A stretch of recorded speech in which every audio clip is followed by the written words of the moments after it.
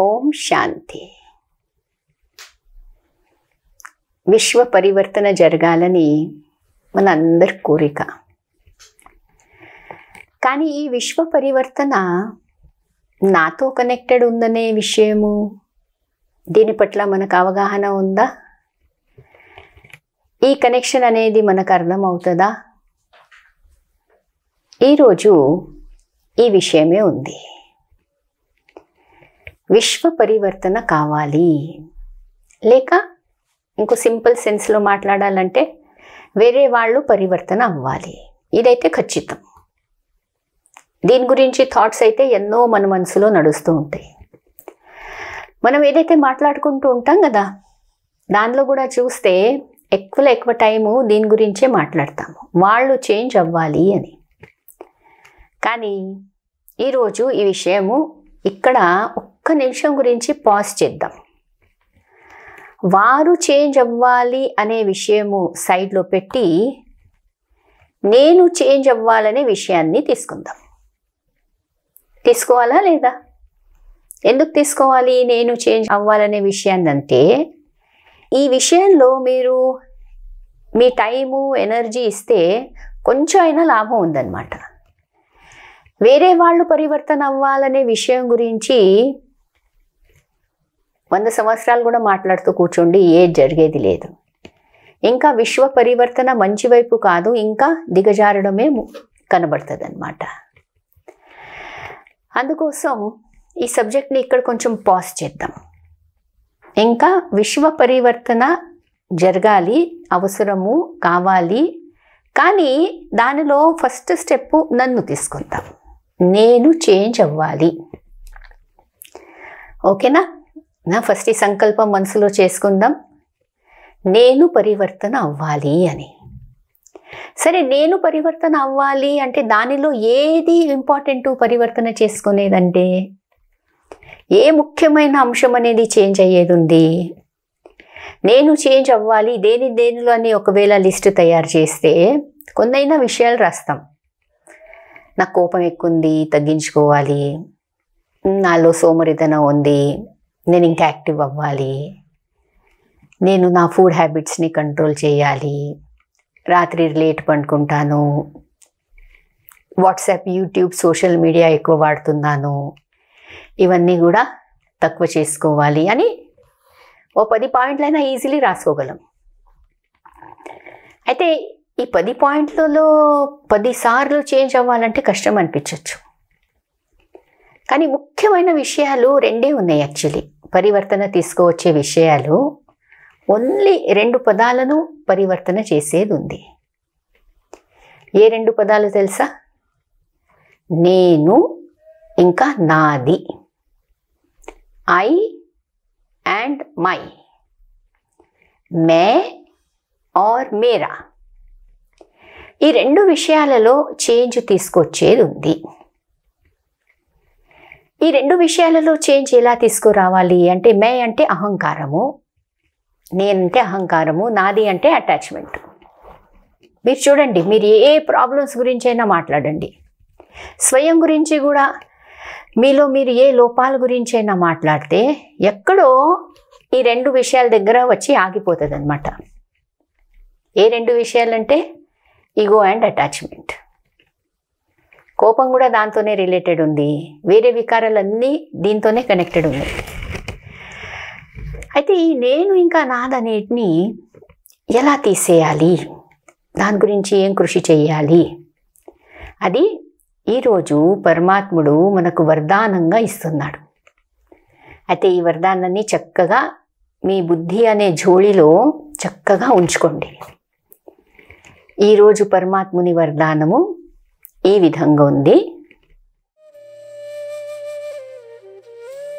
విస్తారము మరియు సారము, లేక సెన్స్ మరియు ఎసెన్స్. దీని యొక్క బ్యాలెన్స్ ద్వారా నేను, నాది అనుభావనను స్వాహా చేసేవారు విశ్వ పరివర్తకులు కండి. నేను, నాది అని ఈ భావాలను పరివర్తన చేసి విశ్వ పరివర్తకులు కాగలము. కానీ దానికి ఏముంది సాధన? ఎలా ఈ సిద్ధిని పొందగలము? ఎలా దీంట్లో సక్సెస్ అనేది మనకు లభిస్తుందంటే 2 పదాలు చెప్పడం జరిగింది. విస్తారము, ఇంకా కాంట్రాస్ట్లో సారము. లేక రెండోది ఏంటిది? Sense, essence. జ్ఞానము, యోగము. దీని యొక్క బ్యాలెన్స్ అనేది అవసరం అన్నమాట. ఇప్పుడు ఈ 2 విషయాలను అర్థం చేసుకుందాం. ఎలా అయితే ఒక పండు ఉందనుకోండి, ఒకటి వచ్చేసి పండును తినడము, ఇంకోటి వచ్చేసి పండు యొక్క జ్యూస్ తీయడము. ఇప్పుడు పండు ఎలా అయితే కనబడుతుందో, పండు యొక్క జ్యూస్ తీసిన తర్వాత ఏదైతే మిగిలిపోతుందో అది చెత్త. ఎంత చెత్త వస్తుంది? జ్యూస్ ఎంత వస్తుంది? సో జ్ఞానం అనేది పండు లాంటిది, ఇంకా ఆ జ్యూస్ అనేది యోగం లాంటిది అన్నమాట. ఎందుకంటే జ్యూస్ తాగితే వెంటనే శక్తి వచ్చేస్తుంది, తాగడానికి టైం కూడా ఎక్కువ పడదు. పండు తినడానికి టైం ఎక్కువ పడుతుంది, ఇంకా నెమ్మదిగా శక్తి వస్తుంది అన్నమాట. సో ఈ రెండిటి యొక్క బ్యాలెన్స్ కావాలన్నమాట. ఊరికే జ్యూస్ తాగడం కూడా మంచిది కాదు, ఇంకా అవసరమైనప్పుడు పండు మానేసి జ్యూస్ తాగాల్సి వస్తుంది. అయితే సెన్స్ అండ్ ఎసెన్స్. సెన్స్ అంటే జ్ఞానము, నాలెడ్జ్, అర్థం చేసుకోవడం ఏదైనా విషయము. ఎసెన్స్ అంటే దాని యొక్క సారము, జ్యూస్ లాంటిది సారము. సెంట్ కూడా ఎలా ఉంటుంది? 1-2 డ్రాప్సే వేస్తాం అన్నమాట, పవర్ఫుల్ ఉంటుంది. సో ఎసెన్స్ అనేది పవర్ఫుల్, సెన్స్ అనేది నాలెడ్జ్ఫుల్, జ్ఞానం అనేది నాలెడ్జ్ఫుల్, యోగం అనేది పవర్ఫుల్. అలానే మనకు ఈ 2 విషయాలలో బ్యాలెన్స్ తీసుకురావడం అవసరము. Knowledgeful and powerful. ఈ 2 విషయాలలో ఎప్పుడైతే బ్యాలెన్స్ తీసుకొస్తామో అప్పుడు ఆటోమేటికలీ నేను నాది అనే దానిపై, వికారాలపై విజయం అనేది పొందగలము. అప్పుడు మనము విశ్వ కళ్యాణానికి అర్హతులం అన్నమాట. మనము విశ్వ కళ్యాణం అనేది చేయగలము. అందుకోసం ఈ రెండుపై ధ్యానం పెట్టడం అవసరం. ఎన్నోసార్లు ఏమవుతుందంటే నాలెడ్జ్ఫుల్ ఉంటాం కానీ పవర్ఫుల్ ఉండము. మెనీ టైమ్స్ నాలెడ్జ్ ఉంటుంది, చాలా విషయాల యొక్క నాలెడ్జ్ ఉంది మనకు. ఎటువంటి ఆహారం తీసుకోవాలి, ఎక్సర్సైజ్ ఎలా చేయాలి, భోజనం ఎలా చేయాలి, ఫ్రూట్స్ ఎలా తినాలి, ఎవరైనా అడిగితే విస్తారంగా గంటన్నర కూడా, ఇంకా రోజంతా కూడా చెప్పేంత నాలెడ్జ్ ఉందన్నమాట. కానీ ఆ నాలెడ్జ్ని పవర్లో ఎంత చేంజ్ చేసేసాము.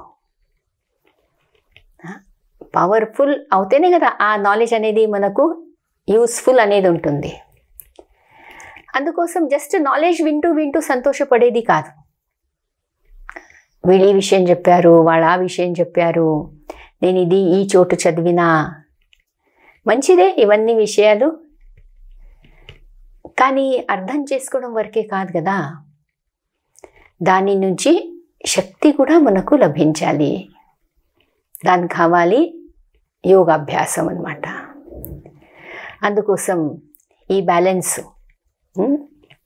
ఒకటి వచ్చేసి జ్ఞానము యోగము, రెండోది నాలెడ్జ్ అండ్ పవర్, మూడోది సెన్స్ అండ్ ఎసెన్స్, నాలుగోది విస్తారము సారము.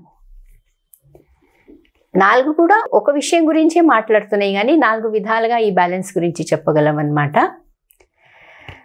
అయితే ఈ బ్యాలెన్స్ ఎంత మనలో తీసుకొస్తామో అంత ఆటోమేటిక్గా మనలో ఈ నేను నాది యొక్క భావం ఏదైతే ఉందో, అహంభావము, అటాచ్మెంటు, ఇది తొలగిపోయి మనము విశ్వసేవ అనేది చేయగలము.